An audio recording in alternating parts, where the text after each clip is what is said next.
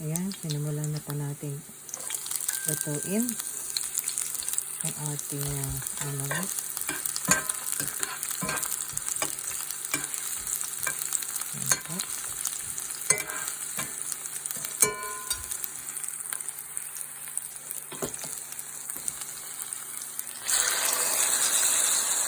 Ito nilagyan ng kamatis.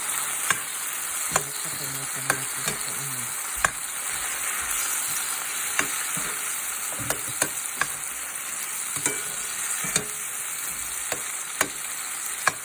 Dito po nilalagyan ng ng asin kasi po gusto ko yung merong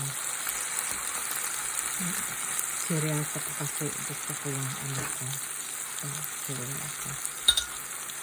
Pagkatapos po natin isahin ng konti, lagay po natin ang ating itlog.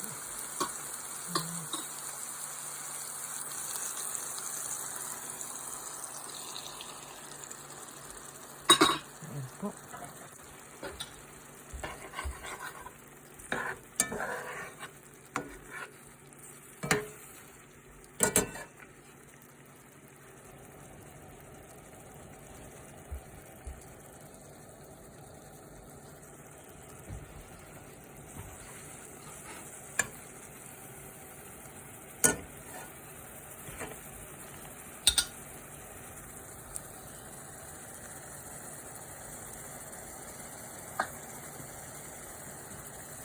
Lagyan po natin ang ating cheese para ang masarap. Ayan po.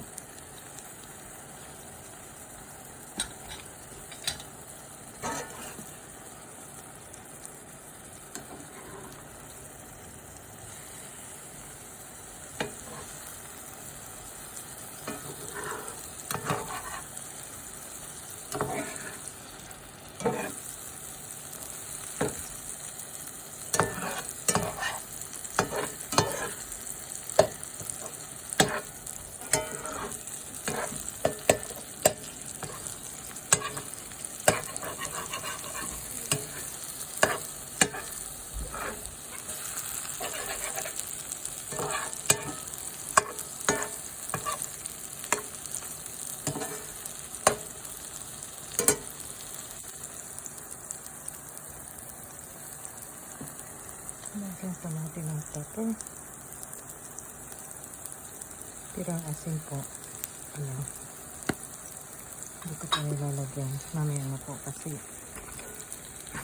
hindi po maganda yung may asin tapos palagyan mo ulit ng asin. So, dito na po na kung mo nalagyan ng asin kasi dito po sa kanila kahit na sinama na maglalagay ka pa ng asin. Hindi mo na tinitikman. Kaya tuwang-tuwang ko, hindi ko nila nilalagyan ng asin kasi naglalagyan naman sila lagi ng asin. Over yung